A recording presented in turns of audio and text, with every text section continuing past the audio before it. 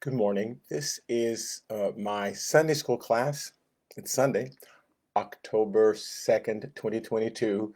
Thanks to Jan Skinner Horton, I got that right. My name is Douglas Griffin. This is a Bible study where we're going through the Bible. We started in Genesis um, at the start of the pandemic, went straight through. We go verse by verse by verse through the Bible. Don't even skip the begats because they're all interesting. We go, and we're now in the book of Exodus, Genesis, Exodus. We're in Exodus chapter 13.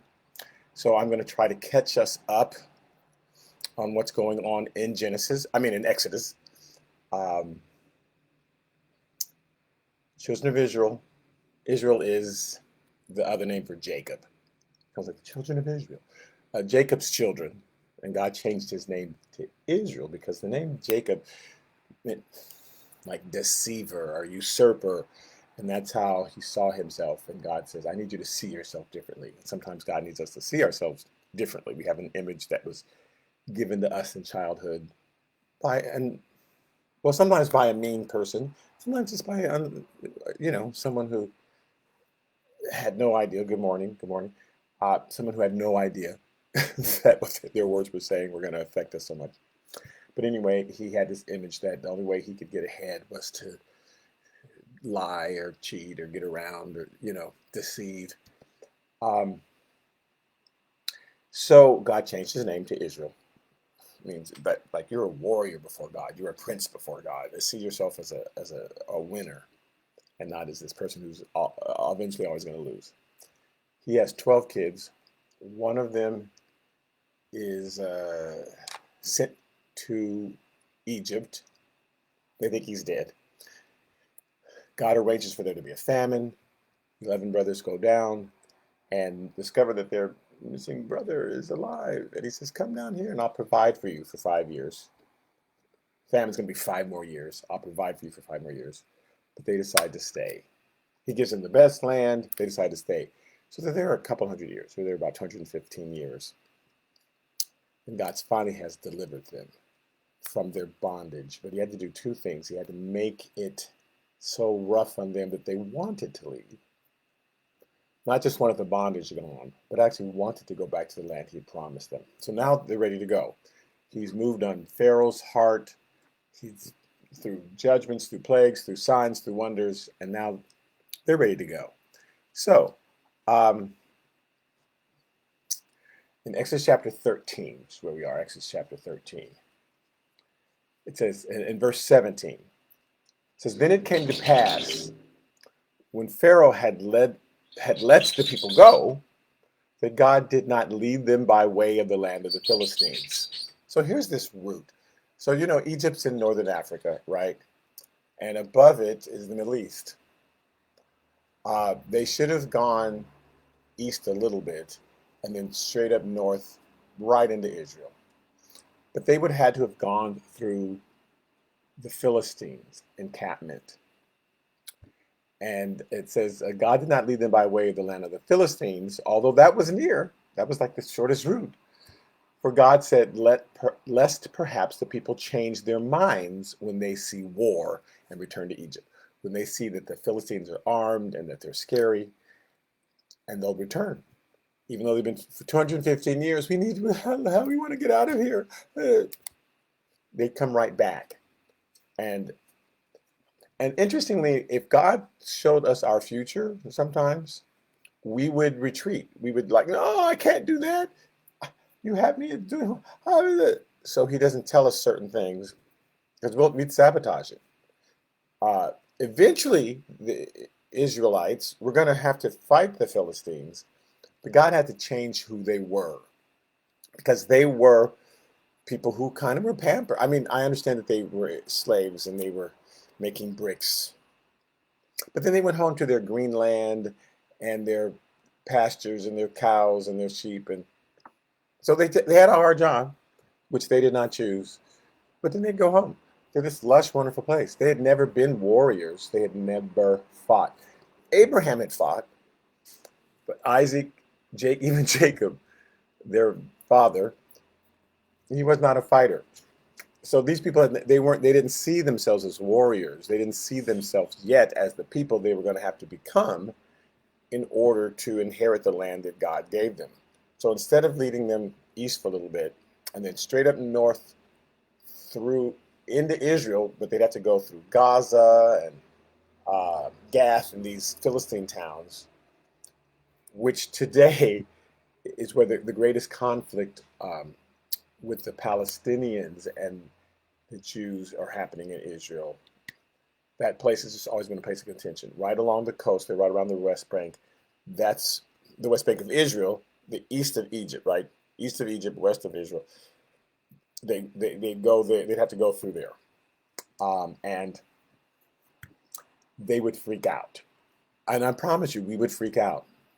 So God prepares us. God will take us through the wilderness in order to turn us into the person that we need to be to go to that next phase of life that he has for us, that next adventure, that next position that he has for us. So he's taking them, he takes them east, and then they go south. Even though they're supposed to go up there, they go south. And then they come back up north a little bit and they cross the Red Sea, and now they're in Saudi Arabia, and they go south, and they go west, and they finally come back around and go up through what is today present-day Iraq, and then they go through Jordan, what's the present-day Jordan. Then they crossed the river and went into Israel. So Israel's here, right? And they went to get there. God's preparing them the whole way. So that's what we're going to go over there. So he didn't take them through the land of the Philistines, although that was near, for God said, lest perhaps people change their minds when they see war and return to Egypt. So let's discuss how scary the Philistines were. Why, after 215 years, how is it that the Philistines were going to be able to make people change their mind? The Israelites changed their mind. In Exodus chapter 14, verse 10, it says, when Pharaoh drew near. So once Pharaoh sees them going south, and again, we'll go over this next week as it's happening in the following week. Once Pharaoh saw them going south, he said, they don't know where they're going. So they must be lost. They're crazy. And he decides to chase after them after all he'd been through. Because bullies and bad people are bad. And you can put them through all sorts of stuff. And they go, you haven't got me yet. So he chases them, right? And he meets them at the Red Sea because he thinks they're lost. But God led them on that path. So it says, when Pharaoh drew near, the children of Israel lifted their eyes, and behold, the Egyptians marched after them. So they were very afraid, and the children of Israel cried out to the Lord, oh no, the Egyptians are... Because this is who they are at this point. As soon as they see the Egyptians, oh no, because they're not warriors. They haven't had a fight in 215 years. And before that, they hadn't done anything for 215 years before that, through Abraham, through Isaac and Jacob, except Abraham. Abraham fought, he was cool. But Jacob, when Jacob and his brother Esau was coming after him, Jacob taught his children, be afraid, hide, stand here in a group, hope he doesn't get... So in their minds, we're shepherds, we are not warriors. God had to turn them into warriors.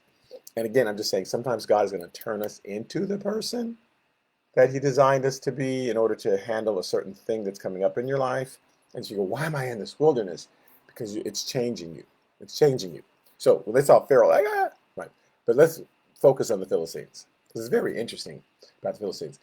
Numbers chapter 13, verse 22 says, and when they went up through the south, okay, so when they finally went to that whole circuitous route, right, and then went up, and they were finally about to cross the Jordan, they sent out spies, as you know. That was their decision to send out spies. So if you read the correct translation, it's their decision, it wasn't God's decision. So they sent out spies, and when these and the Philistines are in south, so he led them through central. When he went and they went to that circuitous route, so Israel's like California. It's like this long, skinny, like New Jersey or something. It's like this long, or Florida, long, skinny. He led them through in the central, and they sent spies north. They sent spies south. They sent spies to the west coast, right? South is where the Philistines are.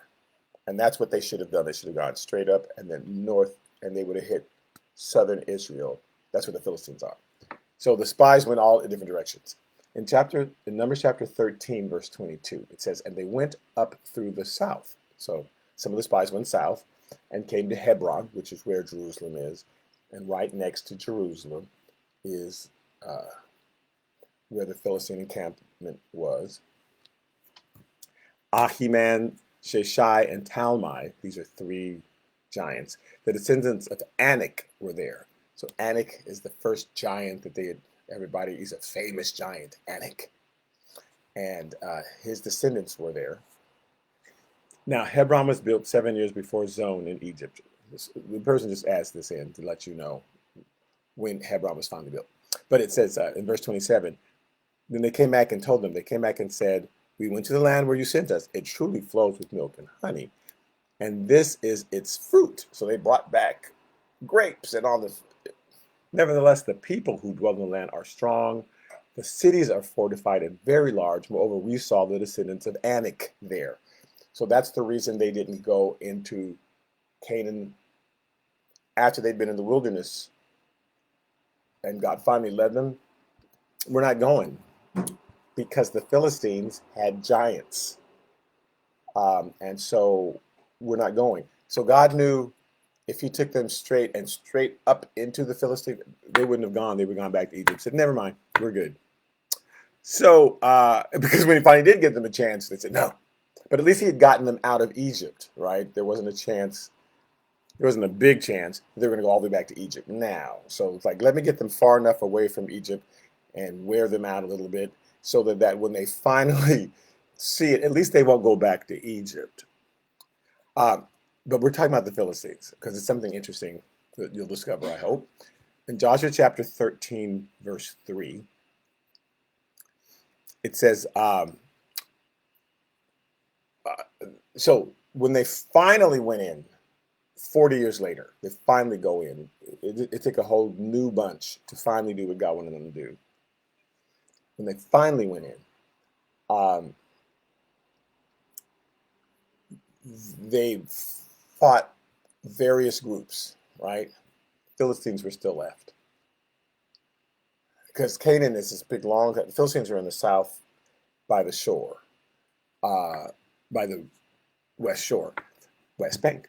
And the Palestinians claim to be descendants of the Philistines.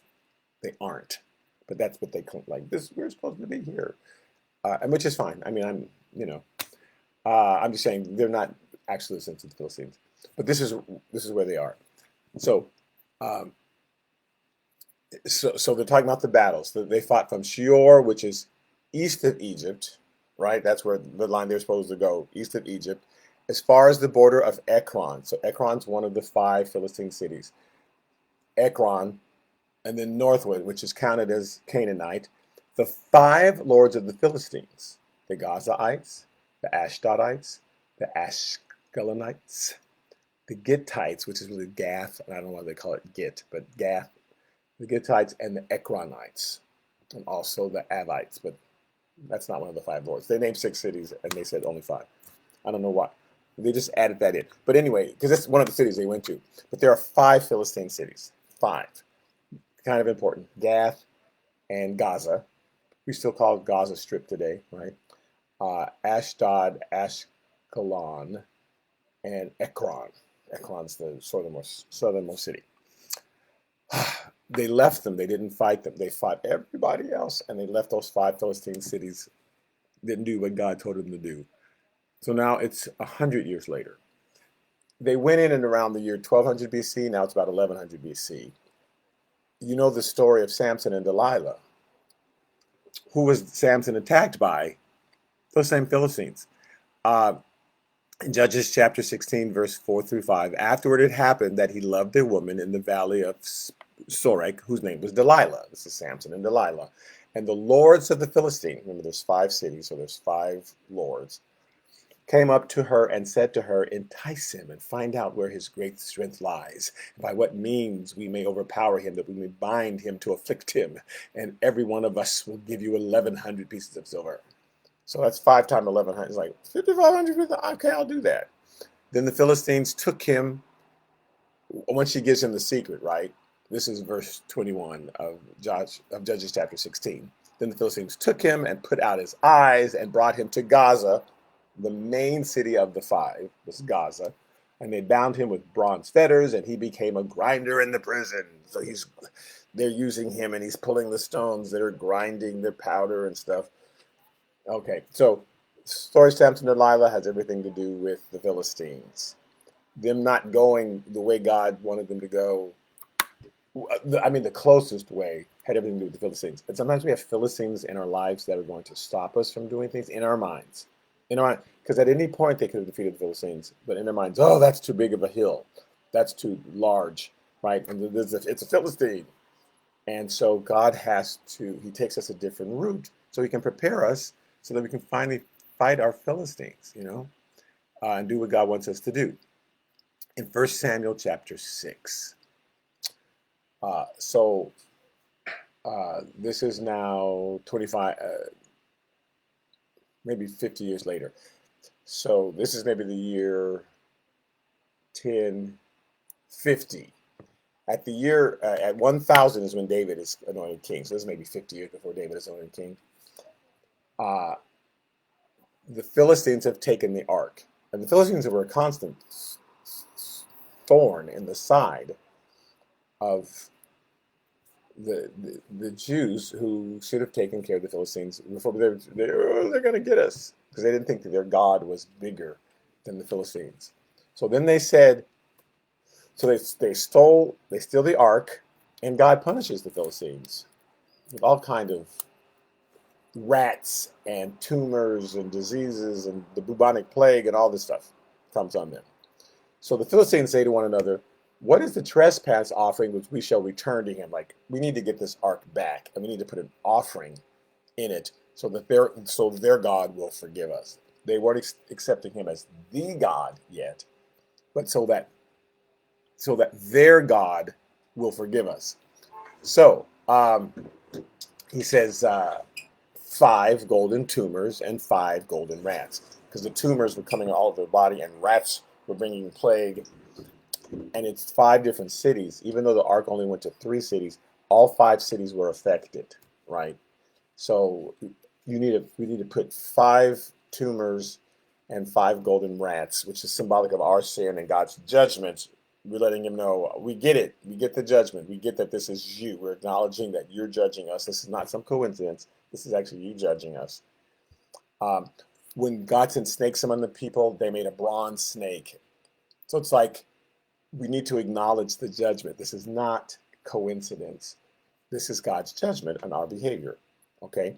So according to the number, 5 golden tumors, 5 golden rats, according to the number of the lords of the Philistines, because there was 5 of them.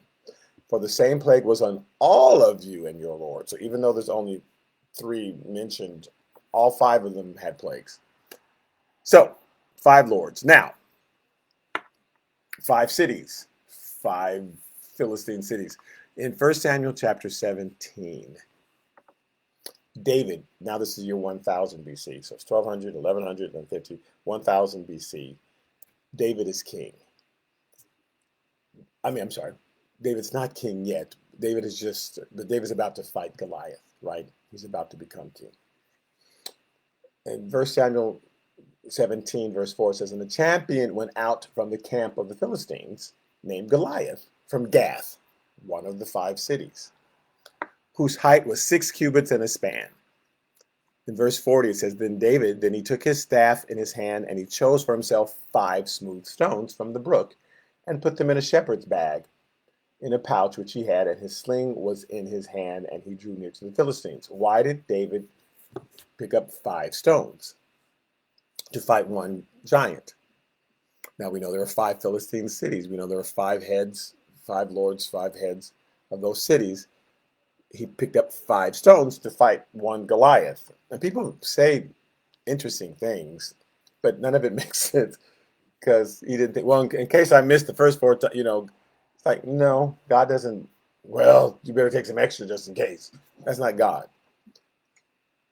David did not know if the other four giants were going to be there, Goliath's brothers. Goliath had brothers? Yeah, he had four brothers. There was one giant for each city. How do you know that?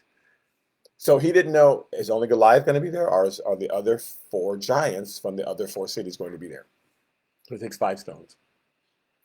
How do you know? How do I know that? In 2 Samuel, verse 21, when they're finally fighting the Philistines and they're going to each of the cities, right?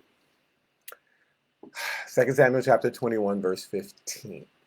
Said when the Philistines were at war again with Israel, because this was a continual thing that should have been taken care of 200 years earlier, when they were at war again with Israel, David and his servants went with him down and fought against the Philistines. And David grew faint. So he's starting to feel he's sick, right? He's ill. So then Ishbi-Benob was one of the sons of the giant. Now the giant is always Anak. Whenever they're talking about the giant, Anak was the first giant that they'd ever heard of. And so all of his descendants, his descendants were there when they were first supposed to go. And these giants lived a long time. So when they were first supposed to go in, they said, oh, we saw the descendants of Anak. We saw his kids. And so, no, we're not going in. This is a couple hundred years later. So then Ishbi-Benob, who was one of the sons of the giant, and the weight of whose bronze spear was 300 shekels, who was bearing a new sword. So his spear was like a beam that could have just crushed 8 people. Right? They're just saying that's how big he was. And he was bearing a new sword. He thought he could kill David. But Abishai, the son of Zeruiah, came to his aid and struck the Philistine and killed him. So they killed one of the giants. Then the men of David swore to him, saying, you shall go out no more with us to battle, lest you quench the lamp of Israel. You're sick. And they did the concussion protocol on him and said, no, you can't go back out on the field. You have to stay. Because the Messiah is supposed to come through you, and we can't have you get killed. So you stay. Now it happened in verse 18, afterward, that there was again a battle with the Philistines at Gob, so at a different place. Then Sibbechai the Hushakite killed Saph, who was one of the sons of the giant. So this is the second son. Again, there was a war at Gob with the Philistines, where Elhanan, the son of Jair, Oregon, the Bethlehemite, killed the brother of Goliath, the Gittite from Gath, and the shaft of whose spear was like a weaver. So this is 3. This is killed the third giant now. Yet again, there was a war at Gath, where there was a man of great stature who had 6 fingers on each hand and 6 toes on each foot, 24 in number. Had an extra toe, extra hand, finger, just to get you. Jonathan, the son of Shimeah, David's brother, killed him. So that's the 4th. These 4, verse 22, were born to the giant, Anak. They were the sons of Anak in Gath and fell by the hand of David and by the hand of his servants. Didn't actually fell by the hand. They fell by the leadership of David, but David was off resting because he was ill. So they finally got the Goliath's 4 brothers. They tell you they were all the sons of Anak, and they were all brothers of Goliath. So when David picked up 5 stones, he did not know if the other 4 were going to be there, but he had a stone for each of them. I'll get you. So David was ready to take care of it, but it took another 30 years before they actually went and just killed all 5 Philistines brothers. So God knew when they were first leaving Egypt, if I take them straight up into Israel, they're going to go through southern Israel then. They're going to run into the Philistines. They're going to freak out. They're going to go back to Egypt, and I won't get them to leave Egypt. And so he takes them this whole opposite direction of Egypt. He goes east, but then they go south instead of going up north. I mean, the opposite direction of Israel. Instead of going up north into Israel, they go south. And God, again, he takes us through the wilderness sometimes because he's preparing us to be the person that we eventually will have to be, to bring out what he's put in us, right? He's not changing us. There's stuff that he's put in us that he's slowly bringing out. So we go through, like, why is this taking so long? And we feel like we're going to this circuitous route because God has to change us into the person that he designed us to be so that we can be prepared for this battle that's coming up or this event or this position or whatever it is. So that's what he says to them. So in Exodus chapter 13, verse 18, it says, so God led the people around. Now this word in around means in a circle, in a circuit, in a circle by way of the wilderness of the Red Sea. So this person is giving a general narration of what ultimately happened. They've ultimately crossed the Red Sea and they went into Saudi Arabia, and they went south in Saudi Arabia, and they went in this whole round thing. So God led them into the wilderness on purpose before he took them up into Israel the first time. Now we know that for 40 years he led them in the wilderness, but before he even got them to where they needed to be, he led them to the wilderness because he was changing them. It's in Deuteronomy chapter 8, verse 2. It says, and you shall remember that the Lord your God led you all the way these 40 years in the wilderness to humble you and to test you, to know what was in your heart, whether you would keep his commandments or not. So we know for the 40 years they were in the wilderness, he was humbling them because they didn't think. A humble person is somebody who obeys God. A humble person is not a person who, no, thank you, I don't want any pie. It's a person who no longer tries to assert their opinion over God, because we think we know more than God. So something will tell us, you should go talk to that person. We'll think, no, I shouldn't. That's not God. No. Because that person, they already know. Or whatever, we think we're smarter than God, and so we argue with him in our heads. So God has to show you, no, you're not smarter than me. And he will wear us out so that we're finally willing to listen to him. So he says he humbled you and tested you to see what's in your heart, to bring out, to prove to you what was in your heart. Look, this is who you really are. Now, some of those people had to die out, and then new people had to be born. He says that was the 40-year wilderness experience. Well, it was the same experience before they got to the mountain, because once they got to the mountain where the 10 Commandments were given, there was a period before they got there, and then there was the 40 years after they got there. That's what the book of Numbers really is the 40 years after the mountain. But before they got there, it's the same thing. He took them in this circuitous route to teach them, to prepare them, to change them.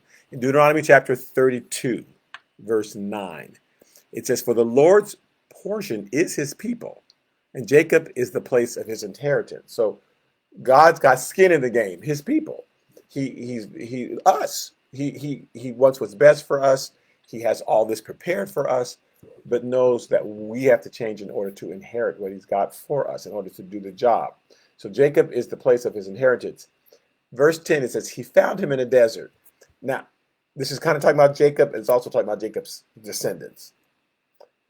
God sees the same. When he sees Jacob, he also sees all of his descendants at the same time. So it says he found him in a desert land and in the wasteland, a howling wilderness. And he encircled him. He led him in a circle. And because he's at this point, he's really talking about the children of Jacob. He instructed him. He kept him as the apple of his eye. This word could be translated pupil of his eye. The very center of his attention. That's what that phrase actually means. You're the apple of my eye. You're the center. You're the little round. You're the pupil in my eye. I'm focused on you. You're the center of my attention is what that phrase means. As an eagle stirs up its nest. And so an eagle has babies, right? And he has to teach them to fly. He says, and he hovers over its young, spreading out its wings. He spreads out those wings, and he takes them up, and he carries them on its wings, and he drops them once they're ready and teaches them to fly. He said that's what God was doing to them, leading them in a circle, instructing them, and kept them the center of his focus, just like an eagle will finally, okay, now it's time for you all to get up, and I'm going to take you one at a time. I'm going to spread out your wings, and I'm going to drop and teach you. I'm going to fly with you, though. For the first part, I'm flying with you, and so I'm holding you through this whole thing, but I'm going to let you go and show you that you can fly. And God, he is like a teacher, instructing you how to do 1 + 1 is 2, and then the teacher lets you do it. Now you do it. Now you add those together. You can do it, right? And the teacher's still right there. The teacher didn't run out the room and go have a smoke break. The teacher's still right behind the student, and guiding, But there's a time when he's got to let you do it, right? The teacher, or he or she, has to let you do it, right? So in Exodus chapter 3, verse 12, before they ever left. He said, "So I will be with you." He's talking to Moses, and he says, "I'll be with you when you come back here. And this shall be a sign to you that I have sent you. When you have brought the people out of Egypt, you shall serve God on this mountain." And God was eventually going to bring them back to the very mountain uh, that was not in Israel, but that was in the desert where he was, where Moses was when he was hiding out because he'd messed up because he'd gotten ahead of God, right? So this will be a sign. When you get back here, you go, "Oh, look how God brought me through." And that is rude of God, I feel, because Moses is like, "I need a sign right now that I'm supposed to go do it." And God said, "Your sign will be after it's done. You'll be back here on this mountain going, 'Oh, okay, it all worked out.'" And sometimes that's what God, it's when it happens that we recognize, "Oh, this is what God meant. Oh, okay. Now that I'm here, I can see that dream I had, or that feeling I had, or that vision I had, or that voice that spoke to me, now that it's all happened and I'm here, now I recognize, okay, that was God." And so sometimes people wait till then. He wants us to go by faith until that moment when we finally are at that spot. "Oh my God, I really got that job that, 20 years ago God told me," or "I'm really living at that place," or whatever. Okay. So, um, so until they get to the mountain, they had a wilderness experience before the mountains, and then they had a 40-year wilderness experience afterwards. So they're leaving Egypt. We're in Exodus chapter 13. We're in the second part of verse 18. It says, "And the children of Israel went up in orderly ranks out of the land of Egypt," because there's a bunch of them. So they divided into their families. Okay, all of Reuben's and all of Simeon and all of Levi and all the way down. Issachar and Nebulon and Dasher and Prancer. So Exodus chapter 5 verse 3. "So they said, 'The God of the Hebrews has met us. Please let us go 3 days' journey into the desert and sacrifice to the Lord our God, lest he fall upon us with pestilence or with the sword.'" So that's what Moses says to Pharaoh. And they did. They went 3 days' journey. It didn't take 3 days to get to the Red Sea. God, on purpose, took 3 days to get them there. He led them south and then back up and finally to the Red Sea. He led them 3 days journey to get there. He's accomplishing two things. He's accomplishing Pharaoh's going, "Ooh, I think I can get them." And God's like, "You stupid. But okay, come on, come on." But he's also building up the confidence of the children of Israel. And he's leading them. Now, what do they take with them? In Exodus chapter 13, verse 19, it says, "And Moses took the bones of Joseph with him, for he had placed the children of Israel under solemn oath, saying, 'God will surely visit you, and you shall carry up my bones from here with you.'" So let's just back up. The bones of Joseph. Okay, Genesis chapter 50, verse 2 and 3. Jacob also wants his bones. So in verse 2 of Genesis chapter 50, it says, "And Joseph commanded his servants, the physicians, to embalm his father." So they embalmed him. So the physicians involved Israel. Jacob is Israel, is his father. 40 days were required for him, for such other days required for those who are embalmed. So they went through this incredible process, 4 days embalming, which is why we can discover mummies now, and they're preserved because they went through this 40-year process to preserve these things. So they did the same thing. It was Egyptian embalming of Joseph. They didn't embalm Abraham. They didn't embalm Isaac. But, so the embalming of Jacob, Joseph had Jacob embalmed. And the same thing happened to Joseph. The Egyptians did the same thing. So his body was preserved. So for such of the days required for those who are embalmed, and the Egyptians mourned for him 70 days. So they had an extra 30 days onto just mourning. And so his sons, in verse 12, Genesis chapter 50, verse 12. "So his sons did for him just as he commanded them. Joseph and all of his brothers, Reuben, Levi, Simeon, Joshua, Judah, all the brothers, they took him back." It says, "So his sons did for him just as he commanded them, for his sons carried him to the land of Canaan." So they went east and straight north through, weren't freaked out because the Philistines weren't there at that time. See, here's the Philistines weren't there. So they went straight back to Canaan. And then they came run back to Israel. And that's when the Philistines built up It's like, do the thing when God wants you to do it, and there won't be as many problems. But okay. For the sons came to the land of Canaan and buried him in the cave of the field of Machpelah before Mamre, which Abraham bought with the field from Ephron the Hittite as property for burial place. So Abraham bought a little cave for he to be buried in, for his wife and whatever descendants to be buried in. He had no idea of all that would go on, but he knew that if you just bury somebody in the regular ground, then someone will build a house on top of you 50 years later. They don't know you're there. They don't care that you're there. So let me buy this cave, and I'll bury in cave because they're not going to build an apartment building inside this little cave. So, see, today they would, which Abraham bought with the field from Ephron the Hittite as property for a burial place. And after he had buried his father, Joseph returned to Egypt, he and his brothers and all who went up with him to bury his father. So they were back in Canaan, could have stayed. Nope, let's go back to Egypt. Egypt is so fun. And because we've got it good there, what could go wrong? Yeah. Now, in the same chapter, Genesis chapter 50, Joseph dies. Again, the same embalming happens with him. And in verse 24, Joseph said to his brother, right before he dies, brethren, I am dying, but God will surely visit you and bring you out of this land to the land of which he swore to Abraham, to Isaac, and to Jacob. So Joseph's aware of the promise. They were aware of the promise. God says, I've given you this land. They just thought, nah, we'll just wait. No hurry. So, so then Joseph took an oath, verse 25, from the children of Israel, saying, God shall visit you, and you shall carry up my bones from here. So it's 200 years later, but they had embalmed him. So they had his whole body all intact. So Joseph died being 110 years old, and they embalmed him, and he's put in a coffin in Egypt. Now, this was not the only, so they'd already carried Jacob back up. Joseph wasn't the only one that they had carried. So they did the same thing to each of the brothers, Joseph's brothers.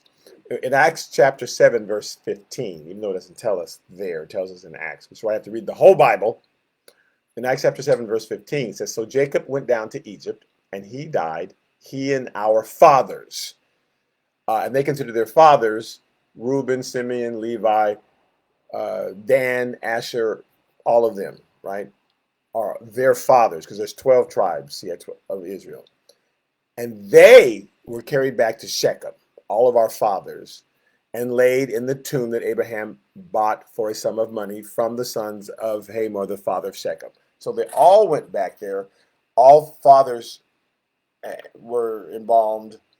They carried the bones of Joseph because they revered him the most. He had provided this land for them to live in. But they took the other brothers also. So they're taking them all back. They're carrying them. And they all ended up, once they finally crossed over 40 years later, and they took them to Abraham's cave and buried them all there. And then there was no more room. Okay. So Exodus chapter 13, verse 20. So they took their journey from Sukkoth. I'm almost done for today. They took their journey from Sukkoth and camped in Etham at the edge of the wilderness. Now, he's giving a general, he's saying, here's what generally happened. This is not chronologically, literally what happened. Because Etham's on the other side of the Red Sea. And so they didn't just go and cross the Red Sea, and here we are. He's saying eventually, this is when they crossed the Red Sea, Etham is where they landed. How do we know that? Because in Numbers chapter 33, verse 8, it says, they departed from before Haharoth and passed through the midst of the sea into the wilderness. And they went 3 more days, 3 days journey in the wilderness of Etham and camped at Marah. So he's just saying they took 3 days to get there to the Red Sea. And when they finally crossed the Red Sea, they went another 3 days journey and camped here at Etham near Marah. Marah was the capital of Etham at that time, but they are still in Saudi Arabia. They're in Saudi Arabia. In Exodus chapter 15, verse 22, it says, so Moses brought Israel from the Red Sea. Then they went out into the wilderness of Shur, and they went 3 days in the wilderness of Shur, and they found no water. So they're in the wilderness of Shur. It's also called Etham. You probably have blocks, streets in your city that had one name 50 years ago, and then now it has a new name. And sometimes you refer to it by the old name, sometimes you refer to it by the new name.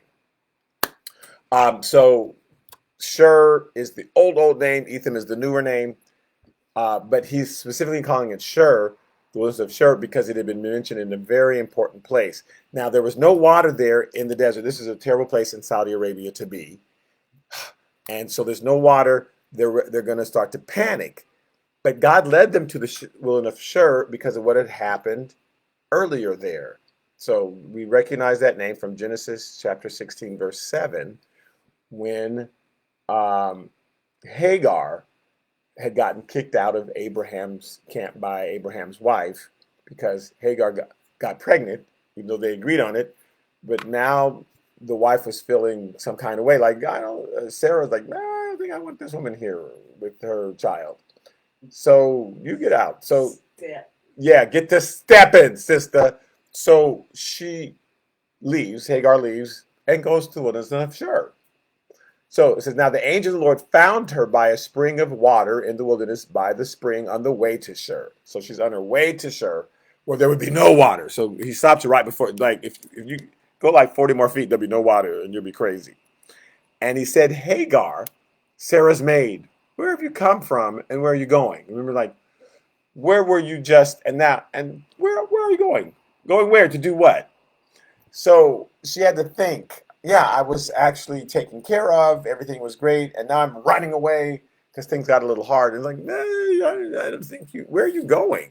You're going to go to this wilderness where there's no water? I'm going to provide for you. And they went, oh, okay. She said, I'm fleeing from the presence of my mistress, Sarah. And the angel of the Lord said to her, return to your mistress and submit yourself under her hand. I know it seems hard, but you'll be able to deal with it. And the angel of the Lord said to her, and I will multiply your descendants exceedingly, so that they shall not be counted for multitude. And the angel of the Lord said to her, they shall not be counted because there'll be so many of them. Counted because of the multitude, because we can't even count these people. And the angel of the Lord said to her, behold, you are with child, and you shall bear a son, and you shall call his name Ishmael. There are only 7 people in the Bible, including Jesus and Isaac, who were named before they were born, and they all had something to do with the temple, and because the Lord has heard your affliction. So she is in Saudi Arabia, and her descendants, Ishmael's descendants, are the Arabs who have this whole region. And so she actually went to where God's basically saying, this region I'm going to give to your son, right? So don't worry about it. They'll have great descendants. These are the people who, after the temple was built and then destroyed, invaded Israel and built the temple, the Dome of the Rock on top of it, right? This is God capping it off. Now I know there's other doctrine out there that God's going to rebuild the temple for a 3rd time, but the Bible doesn't say that. So the Muslims are there, and the Dome of the Rock is there as God's way of saying, I'm using Hagar's people to put, so that you'll know this is me, this is Hagar's people, and I had them build on top of the temple because you don't need that anymore. The temple was made for sacrifice. That's what the whole point of the tabernacle and the temple was, but Jesus was the final sacrifice. So why would I build another temple? I want everybody to know that Jesus was the final sacrifice. Anyway, so I'm going to use Hagar's kids. So that's where they stopped, in the place where Hagar had stopped, and she got assurance, I'm going to take care of you, don't worry. It's the first place they stopped. And so that they would go, wow, I know what this place is. This is where Hagar stopped, and God protected her, and God helped her. But instead they did the opposite and complained, and there's no water, we hate God. So God gave them the opportunity to look and go, oh, and he gives us the opportunity to go, yeah, God paid my rent last month. He's probably going to do it again. But instead we go, where are you, God? Why are you on vacation now? Ooh, that's why I hate God. Because sometimes he'll take us to the very place where he delivered us last time so that we'll know, did he deliver me last time? He's not on vacation. He'll do it again. But we freak out, and that's our choice. Now, here's my last verse. So Exodus chapter 13, verse 21. And the Lord went before them by day in a pillar of cloud to lead the way, and by night in a pillar of fire to give them light, so as to go by day and night. So whether it was by day or night, they always knew that God was leading them. And God wants us to know that. Now, he didn't show up as God and say, hey, now turn left and the thing and turn right. He was always at a distance from them, but always leading them. And that's how God is like, I am leading you, but I need you to trust. Just keep following. See that cloud? Follow that. At night, see that light? Just follow that. That's me. That's me. And he'll tell us, that's me. Trust me. That voice you heard, that was me. That person that came and gave you that word, that was me. That Bible verse you read, that's me. Follow. I'm always talking to you because you're the apple of my eye. You're the center of my attention. When I'm looking, you're my pupil.